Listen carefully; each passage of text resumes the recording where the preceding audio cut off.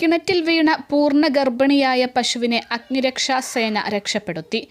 തുവ്വൂർ ഗ്രാമപഞ്ചായത്തിലെ വാർഡ് 13-ൽ ഉൾപ്പെട്ട വറ്റിപ്പറമ്പത്ത് അബ്ദുൽ നാസർ എന്നിവരുടെ ആൾമറയില്ലാത്ത കിണറ്റിലാണ് പൂർണ്ണ ഗർഭിണിയായ പശു വീണത്.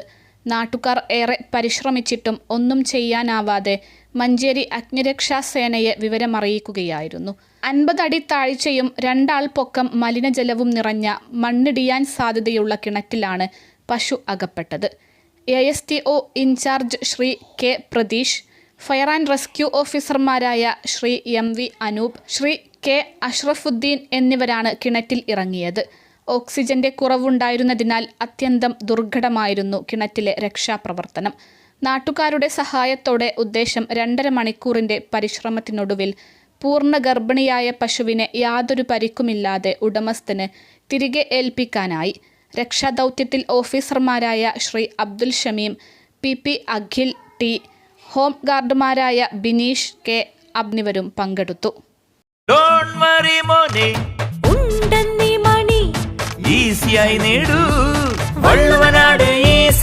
ആവശ്യം ഏതുമാകട്ടെ, പണം ഞങ്ങൾ തരും.